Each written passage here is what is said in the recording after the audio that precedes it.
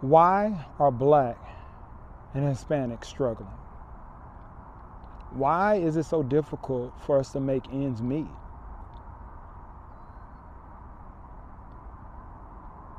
I don't know the answer. Can't say that I do. It's going to be to each individual, but I have some percentages, have some data.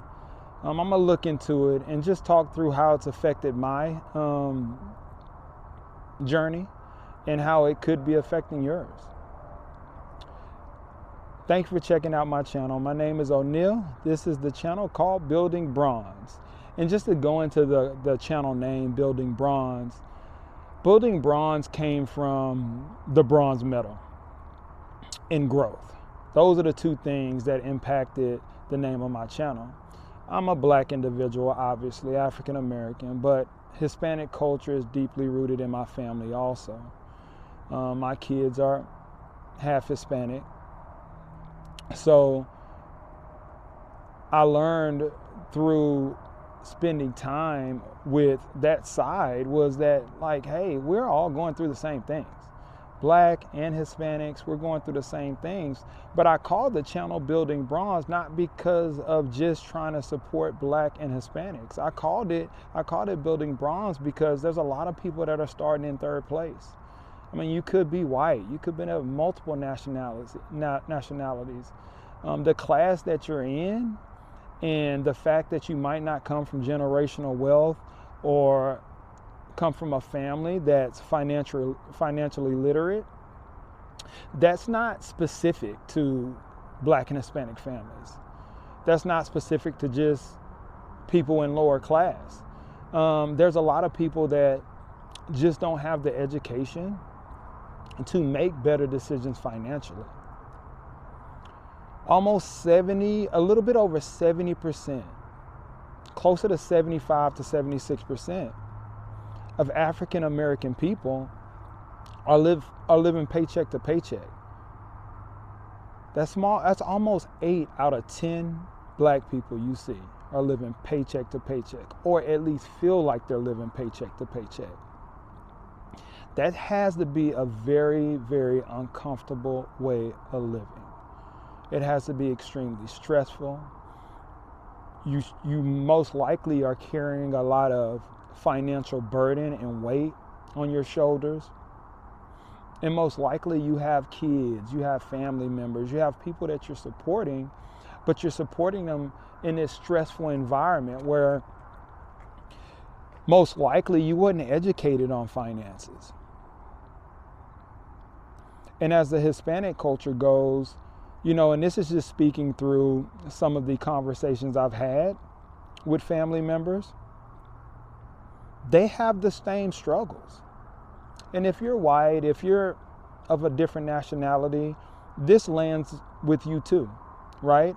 If you didn't come from a place or grow up with people that were financially literate. But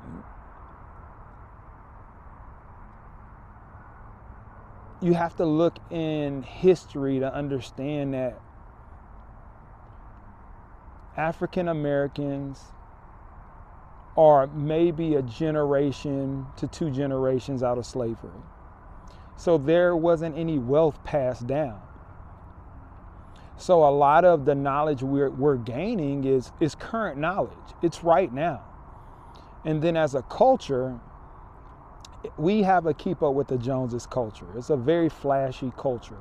And this is in America holistically, but with Blacks it's more prevalent.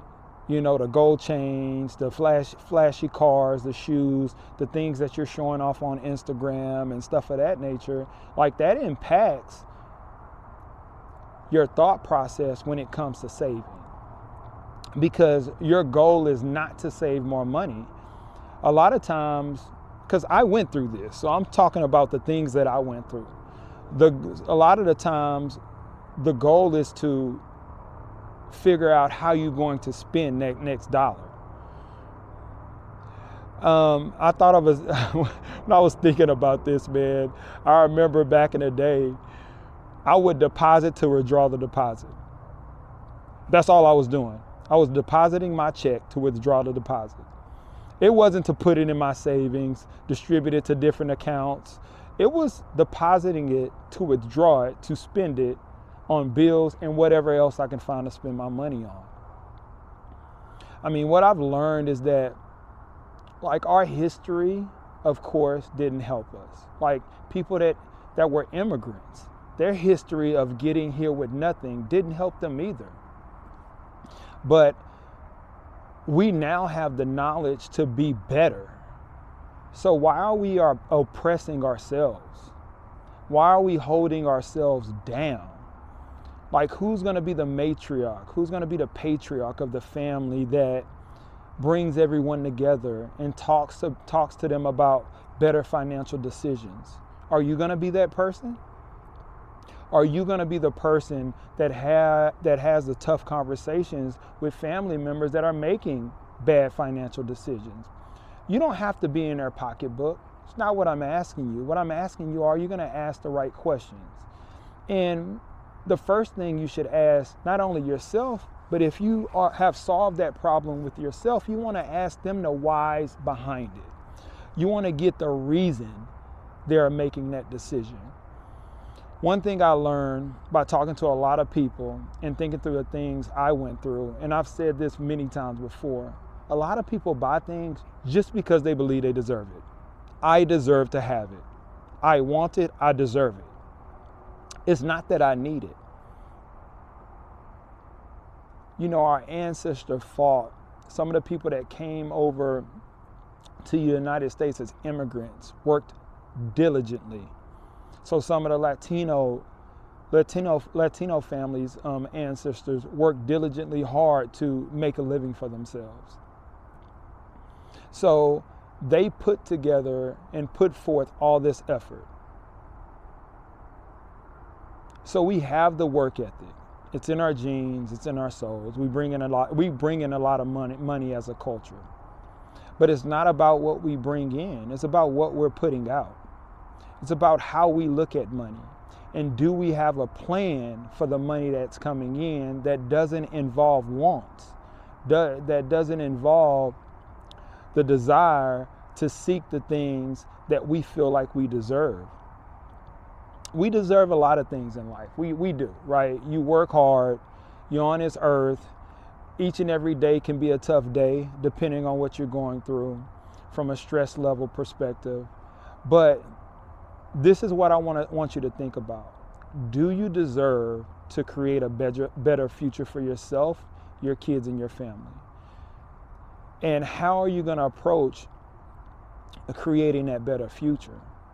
Because what we're doing right now as Black and Latinos and as people that just come from nothing, what we're doing right now is not putting ourselves in a better position. So the question comes down to, what are you going to do about it? Are you going to keep making the decisions that you've been making over time? Or are you going to change your trajectory?